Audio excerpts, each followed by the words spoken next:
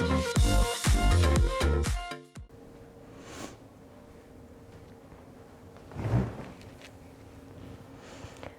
up guys, it's Andy, and today I have a quick intro for you, kind of an odd, different type of video. I have an interview or session with an animal communicator at 8 o'clock this morning, and it's interesting because I have seen one of these before at my old barn with someone came out to the barn and read a couple of the horses, but this person is going to be doing it over the phone because she lives in Virginia. So I was really skeptical. Can you tell it's so early? I had to get up at 7 o'clock for this. And that might not seem early to horse people. However, I'm working 6 days a week right now. So like it's pretty early if it's before 9 o'clock for me. So I was a bit skeptical about trying this over the phone. But this person has like 74 pages of good reviews. And their website is really nice, and they seem to do everything super professionally. So I feel like she's been doing this for a long time. And we had Stephanie, who owns Buddy, at the barn try this. And even though Buddy didn't give up any critical information and it was a little generic, her other horse that lives at her mom's place actually had some things to say that were really unique. So I'm kind of looking to do mostly information on Gideon. I have questions that I typed out for him if I have time in the session to ask my own questions. And then I might actually ask some questions to my rabbit because he's been acting really erratic lately and I'm not quite sure what's going on in his little brain. So I might ask if he's feeling okay, if he's lonely, what the situation is. So when we're done with that, which I will also mention, I use my phone to record my videos. I need to use my phone to call the animal communicator. And apparently my gaming computer doesn't have a webcam, which I just found out about 5 minutes ago.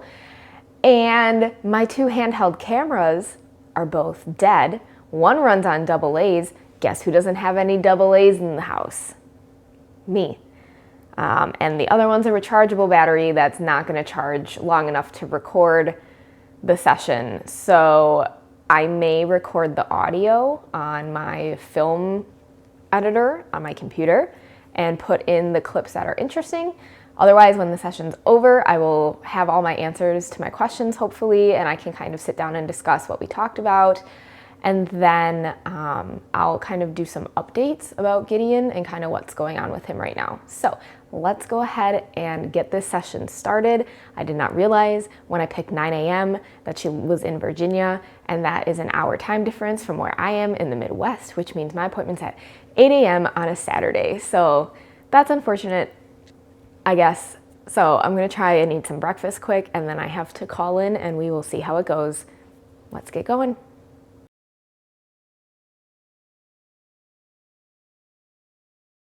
And so what is your horse's name? My horse's name is Gideon. And how old and what color is Mr. Gideon? He was born in 2015, but I'm not sure when, so he's either 6 or 7, and he is a dark buckskin. Oh, nice. Yeah, he's real unique. Yeah, I was going to say, it's especially when his coat sheds out. Yes. Okay, so the first, and as far as going back to basics, and I'm not saying he doesn't like the job or anything about the job. I'm getting like he's bored and frustrated. Okay. If that makes any sense. Mm-hmm. And then when I put my leg on him, I'm not saying he doesn't move forward or anything like that, but I feel like So if you were not a calm person and you were an aggressive rider and you were like, look, you've been under saddle, you got to do this, this, and this, and you pushed on him, I think he'd explode. Yeah. And I think if someone said, oh, you know, like, get that horse moving, he needs to be, he would be like, no. And I think it would be bad. Yeah. Because he's bored, and in a sense. And if I put my leg on him, I have to be careful about my pressure of my leg and how I act, because I feel like there's a side of him that he's like, what? And it's almost as though he's waiting for something else to happen. And I'm not saying this is because of you. This is just the way he's showing himself. That there is a slight resistance coming, when I say, hey, we're going to, let's trot and get in front of my leg a little bit. And, oh, look, ground rails. Yay. And he's just like, So I feel like there's almost it's between the ears issue, the way he immediately shows himself, if that makes any sense. Sure. He's not a bad guy at all. I just feel like I need to go find a big field and go, here, I'm going to let you run.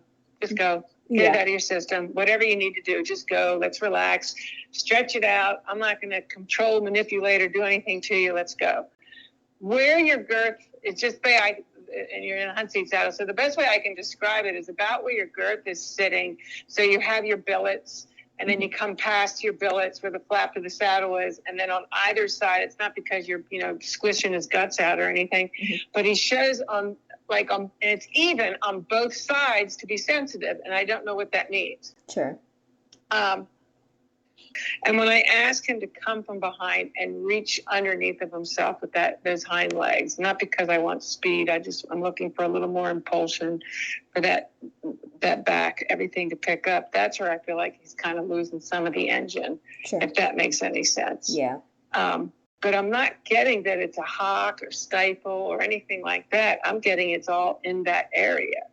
Okay. He does have a little bit of he's a very sensitive guy, whether he wants to admit it or not. He's got a sensitive tummy. So, and it's not because, if somebody didn't read this horse right, I'm not talking about me. I'm talking about somebody on the ground. Sure. They'd be hard on him. All right, because I just feel like there's like these little weird pieces missing. And I don't know why.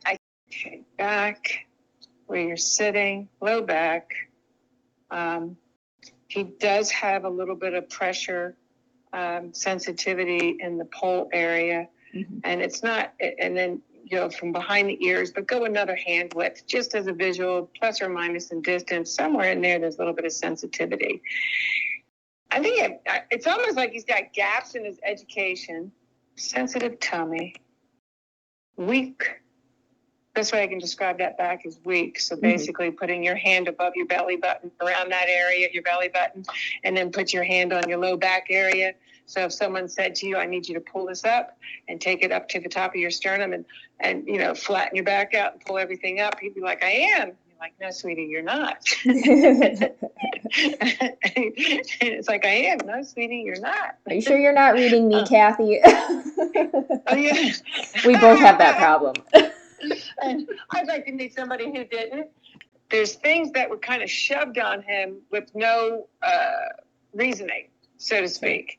So it's like saying to someone, well, just hold that outside rein and kick the inside leg. Yeah. And nobody would say why. And he said, I'm not going to get bigger. I said, no, this is where your muscle starts packing on. Sensitive guy, immature, there's an immaturity. Gaps in his education prior to coming to you. And I feel like, so they tend to sometimes over-exaggerate issues. And I guess it's just to drive the point home. So like horses with sore backs sometimes will show me like, they're like those slinky dogs, it's like, oh my God, that's awfully long. Or whatever the issue might be.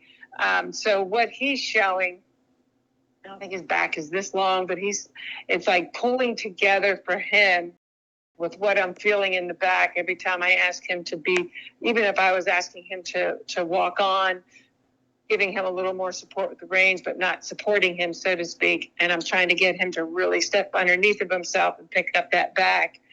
He kind of elongates his back and he's like, I'm trying. So in his brain, he thinks his back is long. To be pulling this all together, if that makes sense. Yeah. You and him are fine. There's no relationship issues here. Good. Where he's living, he seems to be fine with as well. Oh, good.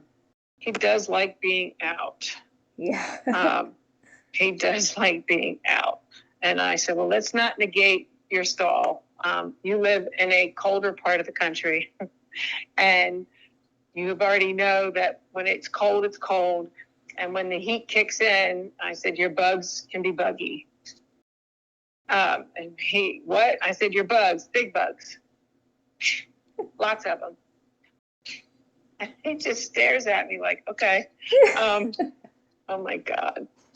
I'll be honest, he really does. He doesn't mind like the time you spend with him. Mm-hmm.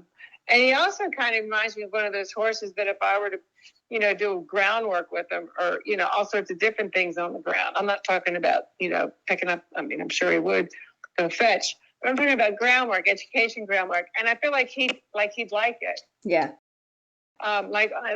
You'd show him something and he'd look and go, is that right?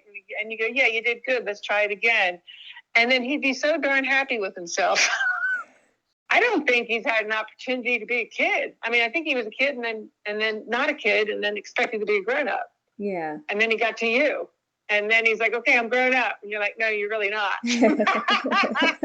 And he's not tainted, so to speak. Mm-hmm. But like I said, if somebody were to get like hard on him, because everybody has in their brain a horse should be doing X amount of things at certain ages. Sure. He would not be okay with that. He would probably be a little bit of a grump, and I think he'd unload somebody. Jack is who he plays with. Buddy's who he wants to be. He says, no, I don't necessarily want to be with Buddy. Oh, really? Because Mom's saying that you're sort of fixated on him. Tell him his behavior shows otherwise. And that basically you're buddy sour. Yep, that's what we say all the time. And he looks at me and I said, and it's inappropriate. It's completely inappropriate. Because quite frankly, when your mom's got that halter on you, it's all her. Like everything is all her. Uh-huh. The sun, the moon, the stars, anything and everything is all her. So if that halter's on and she takes one step forward, so do you. Your feet move in the direction that your mom's asking you to move your feet. There's no screaming, hollering, mental meltdowns. Well, why doesn't he like me? Because I don't think he really cares about much of anything because that's just his personality. Yeah. You're with a horse, Jack, but I don't even want that to be your focus. I want your focus to be on your mom. Always, at all times, when she's grooming you, when she's leading you, and when she's sitting on you. And he gets worried. I said, I don't know why. Is his face that expressive? Yes. It's like all of a sudden I see like little horsey worry lines. I'm like, what the heck are you doing? So, my friend, if your mom is leading you away and you guys are going to go play together and you start this, what do you expect her to do? Because she's not going to take you back and hand you a cookie and go, life is good, go ahead. I'm sorry for asking you to go and be responsible. And I said, you know what you remind me of? You remind me of a little child in the grocery store going down the cereal aisle, and I can't have the cereal I want. And all of a sudden it turns into the whining, and then next thing you know, the boogers and the heaving and the crying and the shaking and the, that kind of thing. Yeah. And I said, so Mom, we can back you up. Where? I don't know, but just to get your attention, back you up, push you into a circle, poke you in the side, something. That's rude. No, it's not rude. What's rude is your mom trying to work with you. And I don't think you understand that you have a group of individuals that are looking at you and going, you know what? You're a good guy. And you have some success underneath of you. And your success is because it's been repeated over and over and over again. And that's how we create success, follow through and repetition. But this is not something that they're going to agree to. So you've got a group of people that see that you have value just for who you are, but you can't keep doing this. And quite frankly, it's got to stop today. See, you're mad. No, he likes this horse because the horse dislikes him. Which is the weirdest thing. It's like trying to get the horse's approval, like a kid, like kids in high school or school do, and go, I don't know why he doesn't like me. I'm going to go talk to him. They don't want you to talk to him. I'm going to go talk to him. Yeah. This poor guy, they must have just like threw him into like the, threw stuff at him, and he was like, okay, I'll try it. It's totally innocent. And anything negative coming out of him, if it were like big bucks and all, like I said, was because someone got hard on him and he had no idea what he was doing or why, and he'd get upset and he'd unload him. He seems to be getting filled up, so to speak, or feeling accomplished with your groundwork. Okay. Like I've never, like, how they'll do stuff, but he enjoys that one-on-one time. He's very personable, I guess. So he enjoys those successes that he is experiencing with you. And I suppose the person that's helping you on the ground and figuring things out. Sure. Which is great because that sort of signals that he's really willing to have a partnership. Mm-hmm. So, as far as the screamings and all the, oh my goodnesses, that all just come in time. Sure. With the partnership. He seems to be happy here. And it's always hard having to move and change and recreate and do all that. But as far as like his food, he's not complaining about not eating enough or anything like that. Good. And I'm just letting him know as the weather becomes better, so that he doesn't go sliding into things or pulling things or hurting himself. I said, you guys will be able to spend more time out. And before you know it, when the weather gets warmer, they probably do a nighttime turnout. Mm-hmm. And I said, so you'll have all of those things and plenty of room to get your energy out on. Yes, ma'am. He does have he has evidence of a hind end soft tissue injury, quite large. Skeletally has checked out vet-wise, and the people I bought him from did not know what the cause of this was. I'm not sure if he has any memory or recollection of what he experienced that caused this, or if he's just totally, blocked it out. Yeah, because I'm not getting anything off the hind end. It may not be a concern of his anymore. He's not expressing hind end issues. Okay. I'm just getting the back issues. Sure. The picking up of the back. But with what he just explained on the way he views life and how, so asking him to connect that hind end with more impulsion to pick up the back. Yeah.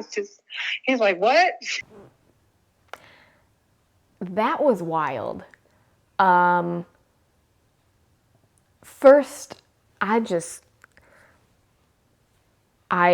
if you're at this point, what words, I don't know what to say. And some of the things might sound generic, like he really values his outside time. May seem like a generic type thing to say, but in the context of my horse is so true, and especially with the bad weather we've been having. They've been in a lot the last 2 months since he moved because either it's raining or there's ice or it's snowing and there's not shelters. And in the context of knowing my horse, that was wild. That was wild. Oh my gosh, I can't even believe it. Well, I don't want to talk too much about the session because obviously I'll have had the clips of me reacting to certain things that she said. And I just wanted to give a couple updates on Gideon. So, especially based after our session, we will be continuing with groundwork. We do have a trainer that's been helping us with filling in the gaps of his knowledge. Like the communicator said, that he is the type of guy that just goes along with things most of the time when asked nicely, but that doesn't mean he actually understands what he's supposed to be doing or why. And gosh, that just makes so much sense for him. And so we are going to continue with those groundwork lessons and just get him to understand the basics. We have to go back to basics. I think kind of like the communicator picked up on, but the thoughts that I've always expressed on this channel, that he was doing things that he wasn't ready for, especially as a 5 or 6-year-old doing cross country, 3 foot, but he doesn't really understand a lot of the groundwork or the basics. And the fact that she picked the word screaming, because that is often how I describe his whinnying when he is stressed or anxious. It is like screaming. And I just thought that was very interesting that she picked that word, screaming. And I just, yeah, I don't know. So we'll be continuing groundwork. We will actually be continuing chiropractic, MagnaWave. The vet did say he actually palpated a little sore in the area she was describing on his wellness exam last week. So we did take a week off of under saddle. We went back under saddle this week, but he was really sticky about it. And then we actually have, she's a lameness specialist. He's not lame, but because of his hips, he's always been short behind. And now he's got this back pain that's been physically palpated by a vet and then confirmed by the animal communicator. His saddle is not the issue. He's seen a saddle fitter, so that's your physical, and then the animal communicator did not mention pain with the saddle, so that's, you know, from 2 separate perspectives, fine. And so she does a lot of sensor exploration. You can see lameness or short steps on a physical sensor of some sort. And then she'll be doing like a lameness workup. We'll be taking some x-rays, just making sure to confirm everything checks out physically. So far, everything I've had done checks out physically, medically, that sort of thing. So now combining that with his mentality of what we've determined with the animal communicator, it makes sense that it's behavioral, but now I like to know the fact that it's because someone kept forcing and pushing, and she even described it as, it's so easy for an instructor on the ground to say outside rein, inside leg, like really move him over, but he doesn't understand that, and he's very sensitive on his side, so the more you ask, he may not respond well to that. So she also talked to my rabbit. He's just a cranky old man, apparently. So just gonna leave him be, leave him out of it. I did not record that part of the session. And the specialist that's coming out will also be doing the veterinary spinal manipulation therapy, which is horse chiro. She is pretty well known for it, so I'm hoping maybe that can get us a little bit better of an adjustment. That's kind of the updates for Gideon, and I hope you guys enjoyed this video. It was different, but wow, like, and I'm sorry if it's super long. I'm gonna edit just in the interesting parts of our conversation, and I hope you guys found it amusing, because I certainly did, and we will see you guys in the next one.